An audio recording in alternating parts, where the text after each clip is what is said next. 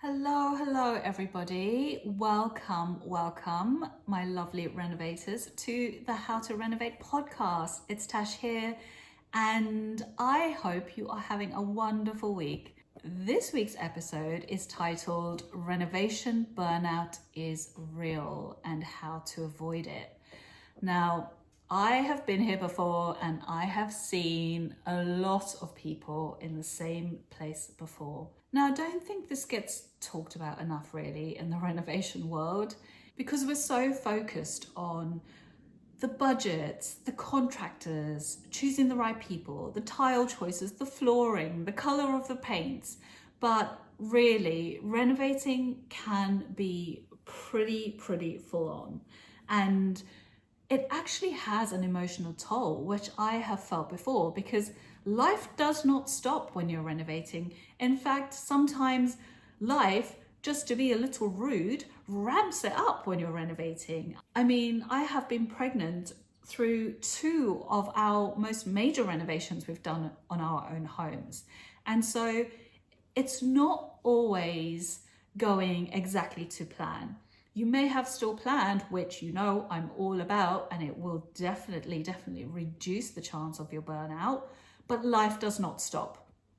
And so your renovation could be planned to the T, but life will still come and chuck something else on top of the pile that you'll have to deal with.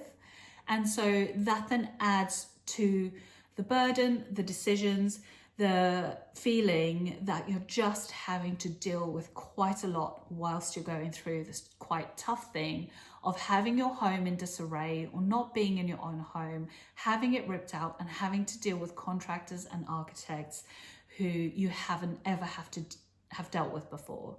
So yes, it can be really stressful and it is real. The stress of it is very real. Because let's be honest, life can get in the way, and even the most exciting, well-organized renovation can still leave you feeling a little overwhelmed. So let's get into the episode. I'd love to give you a few little tips to recognize that you're nearing the burnout, and then also just how to deal with it and how to get through it best you can. Let's get into the episode, everybody. So number one, let's talk about the emotional stages of renovation. So renovation truly is a roller coaster, but you know, it does kind of follow a pattern which I've talked about before. It kind of starts off slow but exciting. You're in the planning stage, you're getting your vision together of, you know, what your dream home will look like, your big dreams, your style boards, your plans. Everything feels fresh and full of potential and full of excitement. And then kind of it dips a little bit because you kind of go from that excitement then into the next phase where you're preparing, you're getting your planning drawings together, your architect's doing your drawings, you're waiting to see if you'll get planning approval. So that stage can be kind of slow, but also a little bit stressful because you don't sometimes quite know what the outcome will be or what that process will throw back at you. It may be that your planning application gets rejected. It might be that you need to make major changes, which is not what you envisioned. It may be that you've annoyed some of the neighbors and they don't want you to do your project. Anything could come out of that stage. So your emotions are going high and then low and then high again. And so when you come out of that phase and you've got your planning permission, you're ready to get started, then you go full throttle into on-site where you're having to make decisions daily. You've got people in your home. Everything feels chaotic. And so, you know, you want to really plan so well, which is what this whole podcast is about and what all the content I create is about getting that planning really well so that when you come to the stage of being on site and everything goes crazy, you have made your decisions, you have thought about everything, you can deal with your contractors and your architects because you know that you have familiarized yourself with the process, with the sequence, with exactly what you want from your home. You've clearly laid out what you expect. And so I really want that's part of the renovation to be a lot easier for you. Because if you haven't done that, that is 10 times as hard, that part of the process. And so that is that kind of decision overload time. And then if you've got life piling more things on top of that stage of your renovation, it really can feel overwhelming. And I find that that's where lots of people really burn out with it all. If they haven't prepped well and they haven't planned well, that is where it really can get out of hand in terms of how emotional you feel about it, how overwhelming it can get. And so the choices pile up and you hit walls with decisions and you start making mistakes, making the wrong decisions. They then cost money to put right. So that is the kind of critical phase I find where renovation burnout really comes into play. So I just want you to be aware of that as you're going through this roller coaster of renovation. And then, of course, once you get to the end of that phase, things then calm down a little bit and you're kind of going back down again. You've got all your kitchens in, your bathrooms in, all the tiles are going up, everything's been decorated and you can see the end in sight. And then from then onwards, generally, things are a lot smoother. You're then into the last pillar, which I call pillar 5, perfecting. You're just getting all your documents together, getting everything signed off, making sure everything is ready and in place and ready for you to move in. So then things kind of go down a bit on the roller coaster. So you can see how these kind of emotional stages can really become quite stressful when this is just an extra thing you're adding into your life and your work and everything else and your family life and everything else you're already doing. And it takes a lot of bandwidth.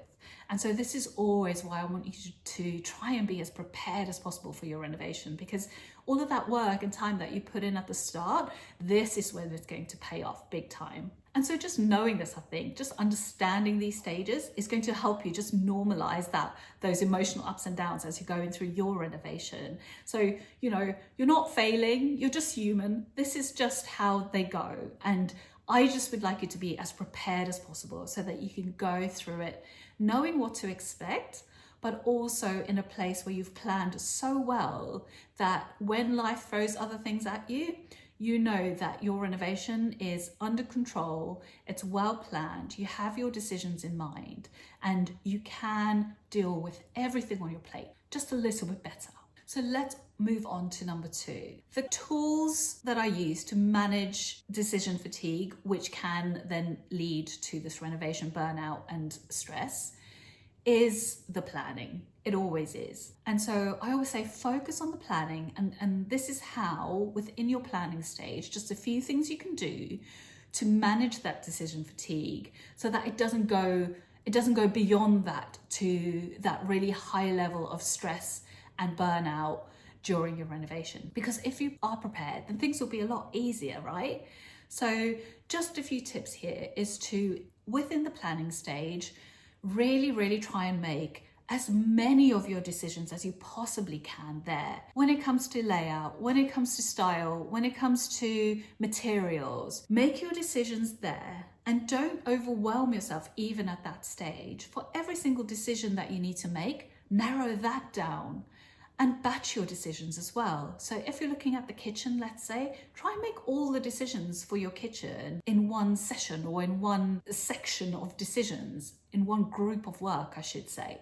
So if you're looking at taps, choose 3 taps you like. Don't choose 7, choose 3 that you really love. Put those on your style board, put all of the details on there so that when it comes to making the final decision, you can narrow that down to 1 plus an option if that one is not available for any reason.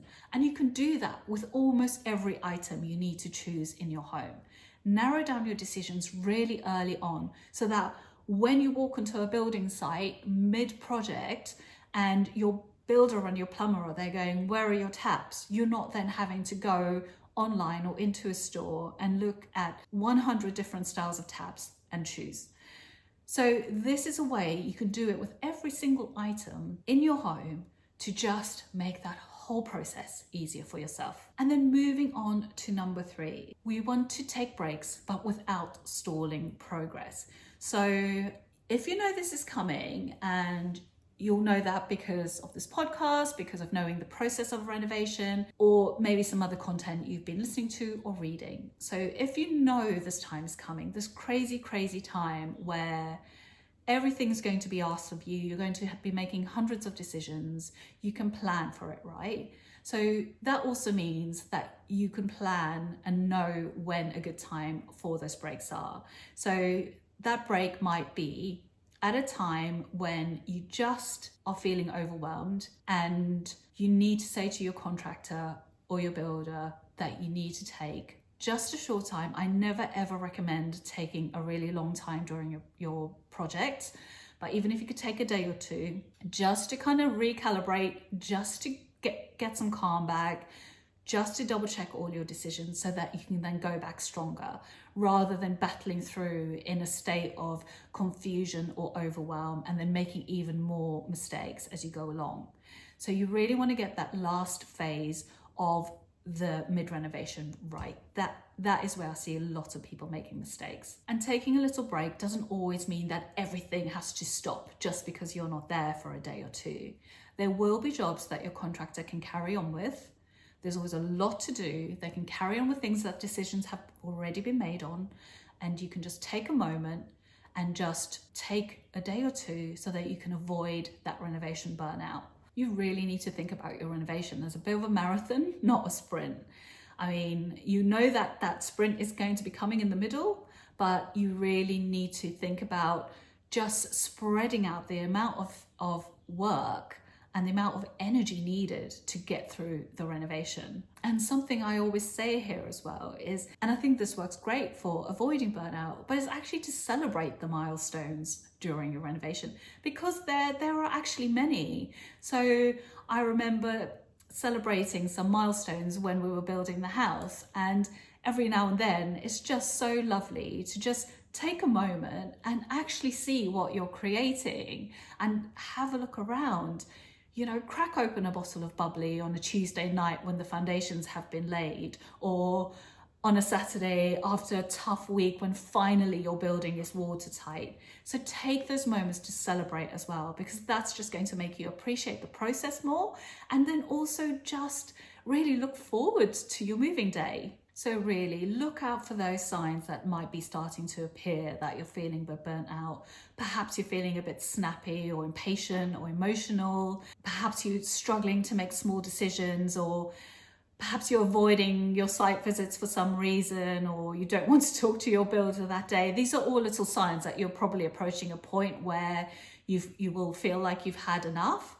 And it's better to just recognize that, take a day or two, and then get back in the saddle. Because really, you don't want to make rush choices, because those often lead to mistakes. So take some time, maybe revisit your style board, your mood boards, remind yourself, go look at your floor plan again, remind yourself what you're doing all of this work for and how it's going to be an amazing space to live in, how it's going to help you and your family just function a lot better as a family unit, provide opportunities for you to spend more time together, provide opportunities for you to entertain more, see friends and family more in a much better space.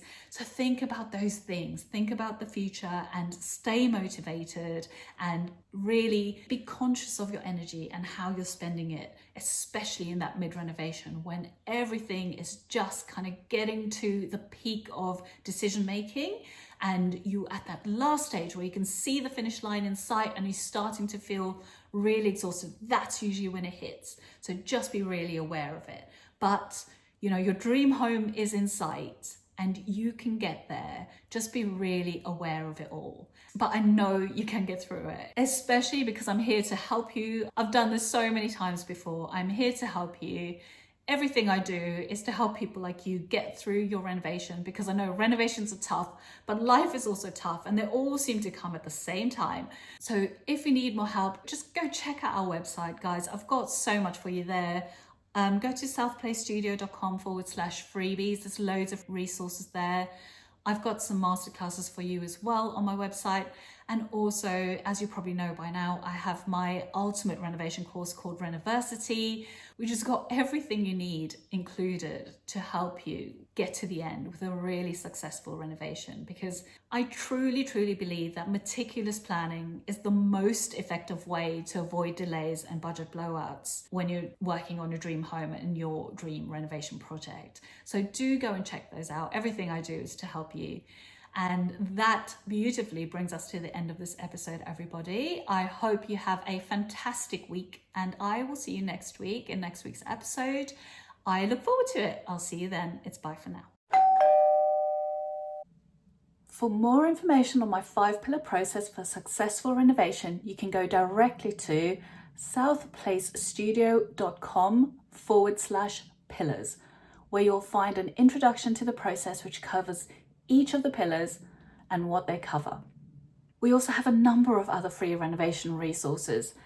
Go now to southplacestudio.com/freebies. I have created some amazing freebies for you there. There is one on the process, like we just said. There is one on planning permission. There is one on kitchen design. There is another one on lighting planning. Go and check those out. There's so much free information there to help you with your renovation.